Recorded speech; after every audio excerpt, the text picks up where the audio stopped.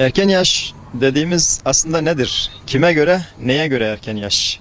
Mesela ergenliğe giriş yaşı Somali'de veya Arabistan'da 9 yaşına kadar düşebilmekteyken Türkiye'de kız çocukları için 13 yaş civarında, erkek çocukları için 14 yaş civarında ergenliğe giriliyor. O zaman kime göre, neye göre erken yaş olmuş oluyor? Peki ilahi dinimiz anlamında baktığımız zaman neyi görüyoruz?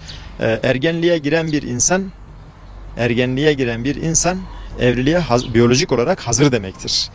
Peki sadece biyolojik anlamda evliliğe hazır, yani olgun hale gelmemiz, evlenmemiz için yeterli bir sebep midir? Tabii ki hayır.